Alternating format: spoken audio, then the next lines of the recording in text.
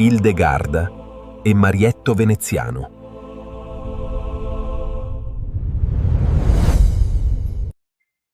Buongiorno cari amici e benvenuti anche oggi a questa piccola live splash del vostro Marietto Veneziano. Oggi, da come avete visto il titolo, cerchiamo di capire un po' le cose e vi voglio fare degli esempi, no? Così che poi riusciamo ad arrivare alla fine della matassa, no? Un esempio più eclatante è, ad esempio, i vestiti. L'altro giorno guardavo un vestito da dei cinesi in un negozio ben attrezzato di cinesi e guardavo un paio di pantaloni e lo rapportavo a un paio di pantaloni che ho comprato in un altro negozio non prestigioso, un negozio popolare italiano che però ha dei prodotti anche a buon marché, ma di qualità.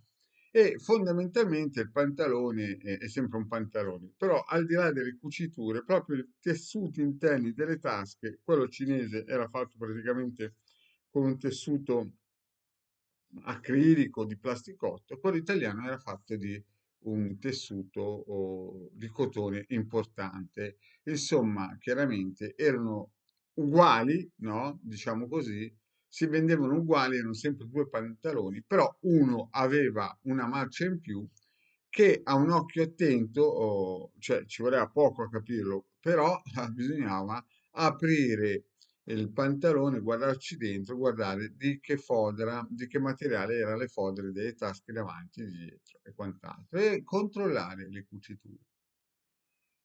Altra cosa importante è dove abito in questo periodo, dove abitiamo io e il legale in questo periodo, e in cui ci rendiamo conto che le case sono le case, le fognature sono le fognature, però purtroppo ogni volta che in queste zone piove, sembra di essere a Venezia, con l'acqua alta, proprio perché c'è stata sicuramente qualche pecca, mi ha detto non dice qualche mala amministrazione, perché non dice mai queste cose, però qualche pecca quando hanno steso, hanno progettato o hanno, non so come potrebbe definire, hanno messo giù i tubi delle acque bianche, delle acque della pioggia. Praticamente qui quando piove è difficile uscire di casa senza il canotto.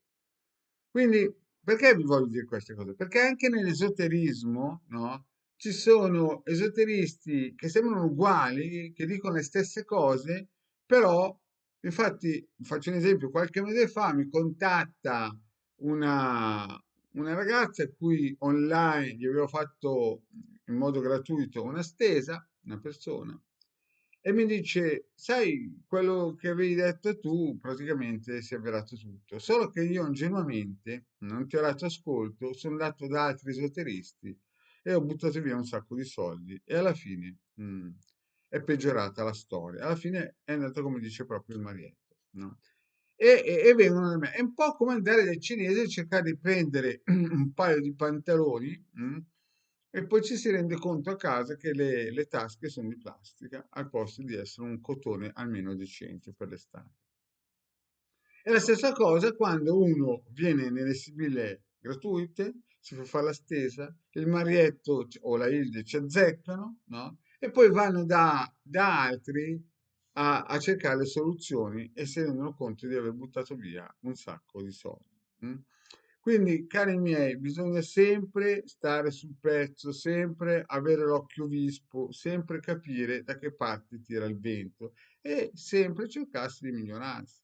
Quindi è vero che in alcuni negozi bon marché si può trovare sicuramente il colpaccio della propria vita, no? Magari un paio di pantaloni in ordine, però è chiaro che se ci sono negozi che hanno uno standard di qualità, un controllo di qualità importante, è certo che si può pagare anche un po' di più, ma il prodotto dura di più e via dicendo. Poi è chiaro che ci sono anche prodotti che più o meno anche dai cinesi, più o meno potrebbero teoricamente funzionare, però è indubbio che cioè, la produzione italiana è un metro più avanti, 10 anni più avanti da quella dei cinesi. Ed è lo stesso nell'esoterismo. Nell'esoterismo, quando voi incontrate degli esoteristi, può capitare che ci sono esoteristi, in sintesi, una volta una delle migliori esoteriste italiane mi ha detto, sai, di maghi ci sono tre categorie, i bravi e qua qua, no?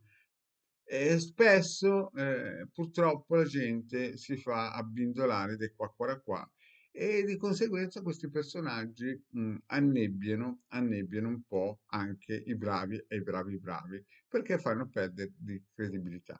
Quindi, cari miei, è vero che uno può venirmi a dire in questo periodo della vita io ho i soldi solo per comprarmi i pantaloni cinesi, però è anche vero che se uno ce li ha, piuttosto che lasciarli in banca e farseli, capite, usare dalle banche perché le vendono e con i vostri soldi guadagnano il 14%, è meglio che li usate per avere dei pantaloni senza le tasche di plastica, perché ci sono molte persone che sebbene hanno il potenziale, vivono un po' come dei mendicanti. È la stessa cosa quando uno viene da un bravo esoterista o va da un esoterista qua, che poi alla fine torna dal marietto a dire peccato che quella volta non ti ho ascoltato, e non sono venuto da te. E purtroppo c'è una cosa che la gente non pensa, il tempo, no?